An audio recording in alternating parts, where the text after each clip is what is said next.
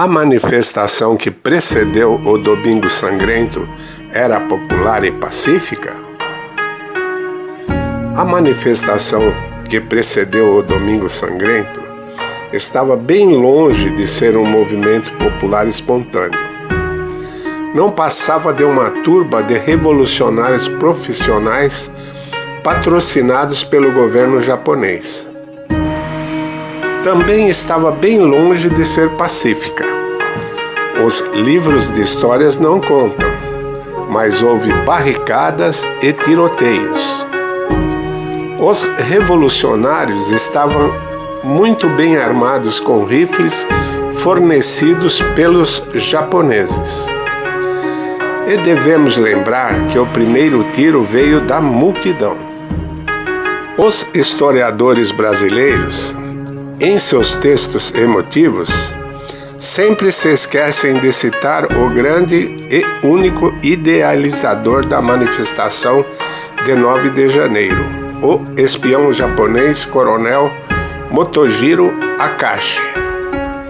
Naquele tempo, o dinheiro japonês desempenhou um papel decisivo nas agitações na Rússia. Os primeiros contatos do coronel Motojiro Akashi com o subterrâneo revolucionário ocorreram em 1903. Em 1904, a inteligência japonesa, através do Volodolka e Sassulich, estabeleceu contato com Lenin e Plekhanov. Plekhanov rejeitou a possibilidade de cooperação com o governo japonês. Porém, Lenin mostrou um grande interesse pelas propostas japonesas. Em fevereiro de 1905, Lenin se encontrou com Georges Gapon, o sacerdote que lideraria a manifestação no Domingo Sangrento. Nesta reunião, Lenin e Gapon concordaram em unir as forças dos bolcheviques e social-revolucionários na próxima revolta armada. Gapon falou da necessidade de transferir uma grande quantidade de armas para Pittsburgh. Em breve, essas armas serão compradas com dinheiro japonês. No outono de 1904, Akashi financiou uma conferência geral da oposição, que adotou uma resolução sobre a derrubada da autocracia. Em reuniões com revolucionários, Akashi insistiu em organizar grupos rebeldes armados de até 100.000 pessoas. Ao mesmo tempo, o governo japonês estava pronto para armar essas unidades e equipá-las com todo o necessário. Para isso, contou com a ajuda de policiais corruptos, como o chefe do Departamento Especial da Polícia, o coronel Sergei Zubatov. Pertencia ao grupo terrorista Vontade do Povo. Ele era um dos líderes desse círculo. Mais tarde, tornou-se um dos fundadores do Partido Socialista Revolucionário. Em 1902, ele contratou, para assumir um cargo na polícia, Gapon, um sacerdote problemático e incompetente, que juntou-se aos primeiros círculos de trabalhadores metropolitanos criados por Zubatov. É notório que o verdadeiro Pop Gapon é bem diferente do apresentado nos livros didáticos. Em nossa literatura é afirmado que Gapon liderou uma manifestação espontânea do povo e esse ato contrariava os interesses dos poderosos e da polícia. De fato, a manifestação que deu origem ao Domingo Sangrento, encabeçada por Gapon, nunca contrariou os interesses das elites. Muito pelo contrário, ele era protegido e abastecido por influentes políticos, como o ministro do interior do Império Russo, o governador-geral de Moscou, o presidente do Comitê de Ministros, o procurador do Santo Sínodo, o ministro do Interior, o prefeito de São Petersburgo, grandes figuras da nobreza e da política, não se constrangiam em apoiar publicamente o subversivo Gapon. Podemos ver isso na foto em que ele e o prefeito de São Petersburgo, Foulon, aparecem juntos na abertura da Assembleia de Trabalhadores das Fábricas Russas, em 1904. Essas elites apoiavam os revolucionários, com o intuito de pressionar o imperador a assinar um documento que daria início a um novo escritório de representação legislativa, a Duma.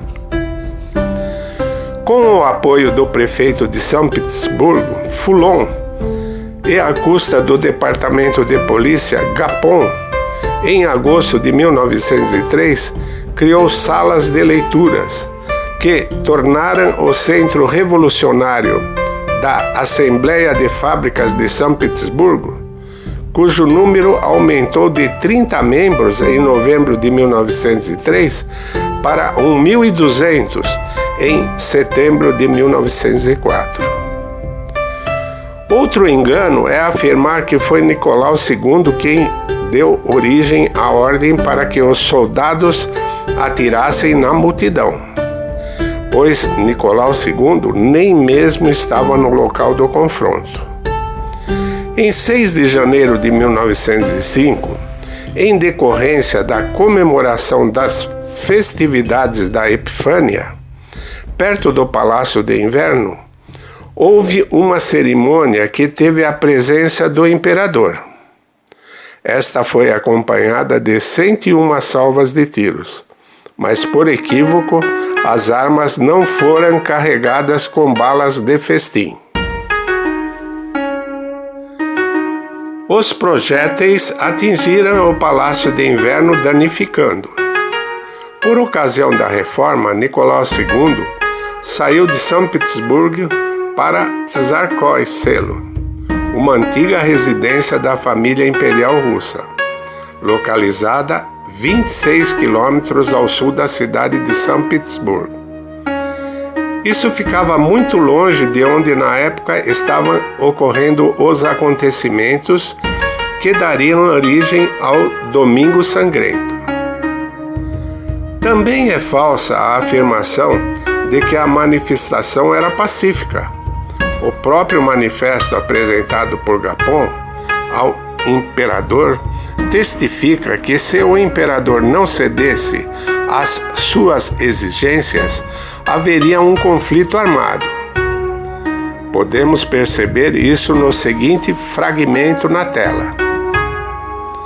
Mas se vós não liderar e não responderes ao nosso pedido, morreremos aqui, nesta praça, em frente ao vosso palácio. Não temos nenhum outro lugar para ir e não há necessidade.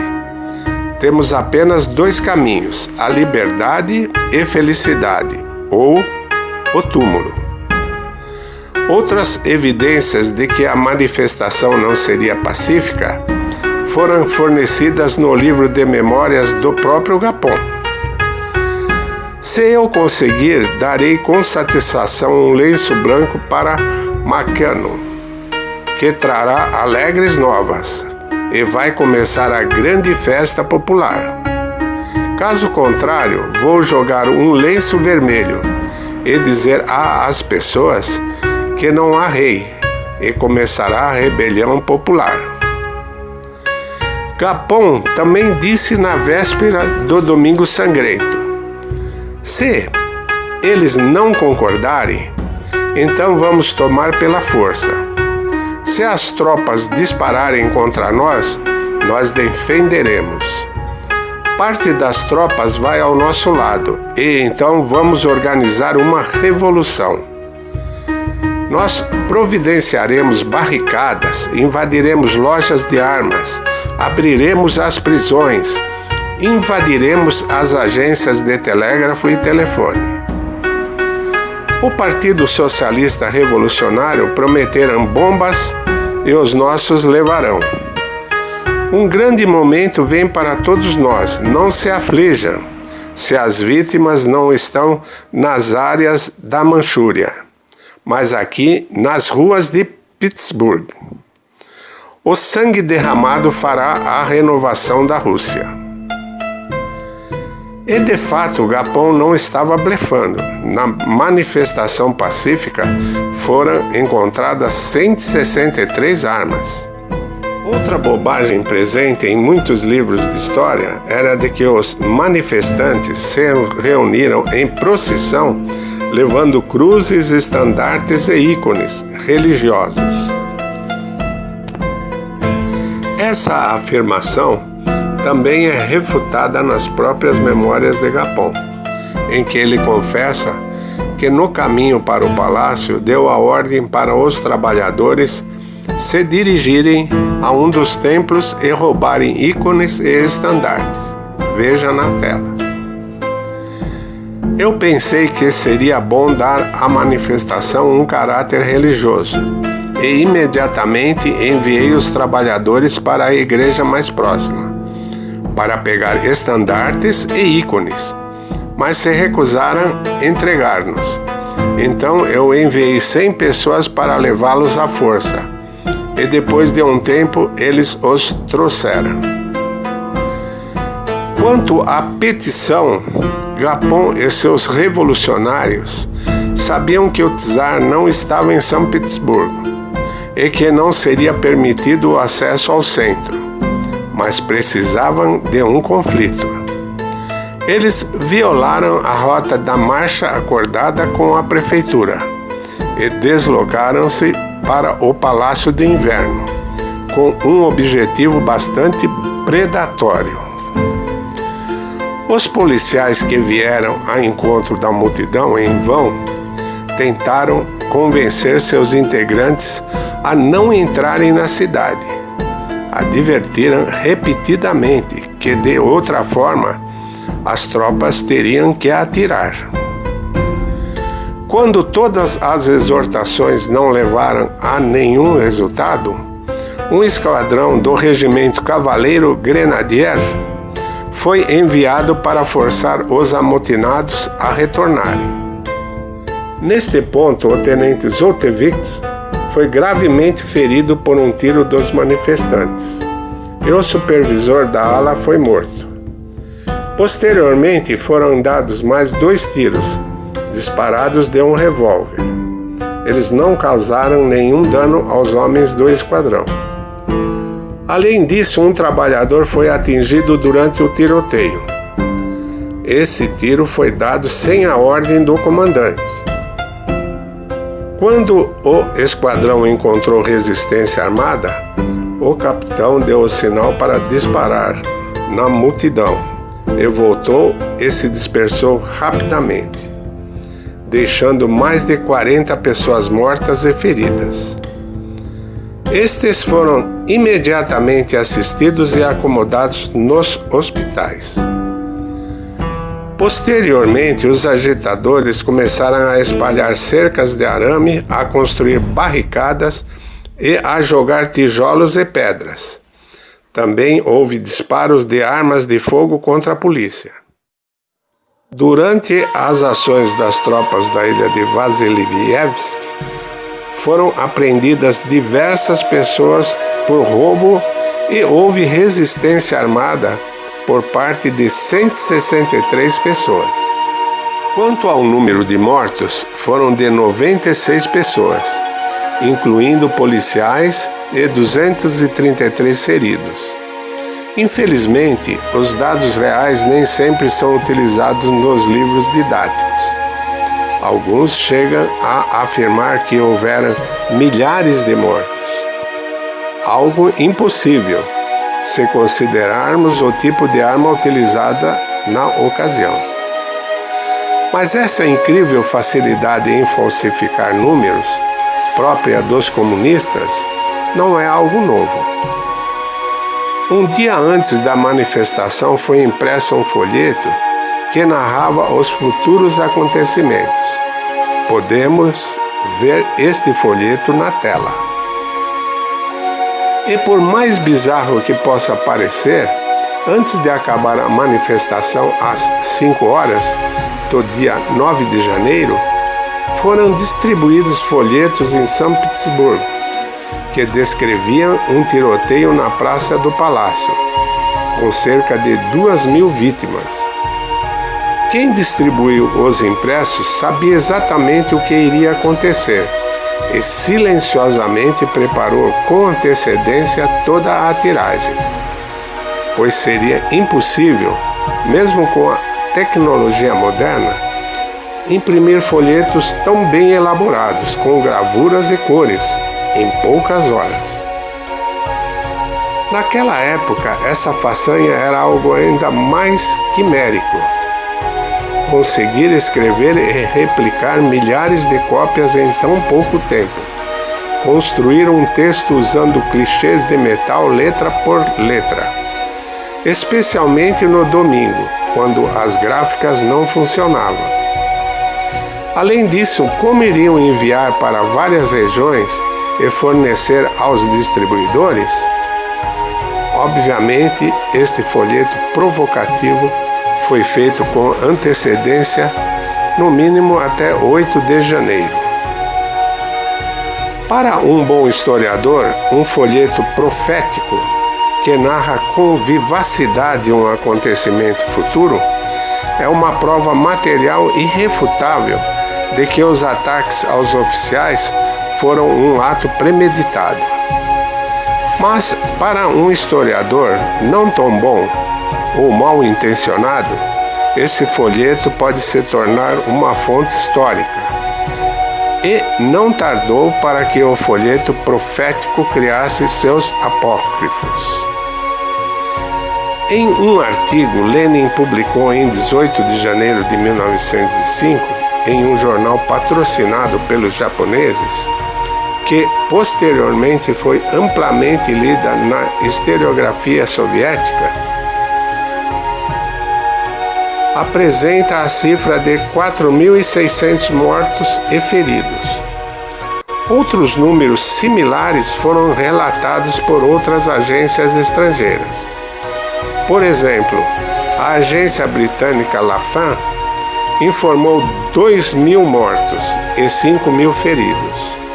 O Daily Mirror, mais de 2.000 mortos e 5.000 feridos. E o jornal Standard, cerca de 2.000 a 3.000 mortos e 7.000 a 8.000 feridos. Números absurdos se levarmos em consideração as armas usadas pela cavalaria. Para esclarecer melhor o mecanismo de como os esquerdistas distorcem os números, vejamos o depoimento do maior especialista nesta área. Eu cansei de viajar o mundo falando mal do Brasil, gente. Era bonito a gente viajar o mundo e falar: no Brasil tem 30 milhões de crianças de rua, no Brasil tem 30 milhões. A gente nem sabia, tem não sei quantos milhões de abortos, era tudo clandestino, mas a gente ia citando números, sabe? Se o cara perguntasse a fonte, a gente não tinha, mas a gente ia citando números.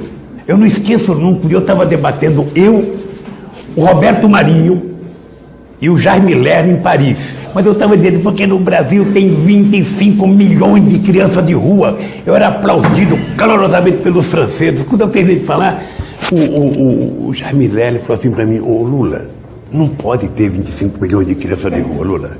Porque senão a gente não conseguiria andar nas ruas, Lula. É muita gente.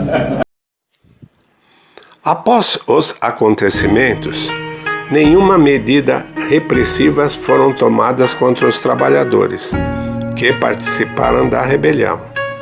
O imperador doou 50.000 rublos, o equivalente moderno a mais de R$200 mil de seus próprios meios para cada família afetada.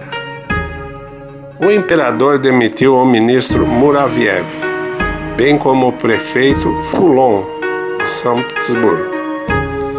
Nikolai Alexandrovski criou uma comissão para a solução de problemas de trabalho, constituídos por trabalhadores eleitos.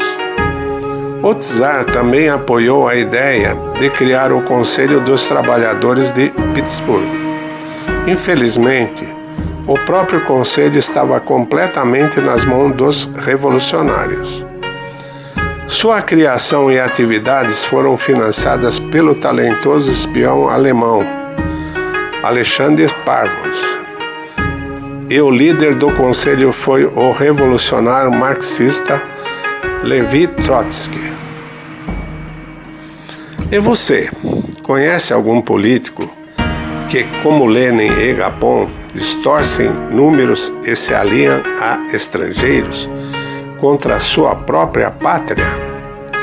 Que se utilizam de dinheiro público para causar agitação e desestabilizar governos rivais? Deixe sua experiência em nossos comentários. Todo o conteúdo do canal agora em livro. O link para a venda está na descrição do vídeo.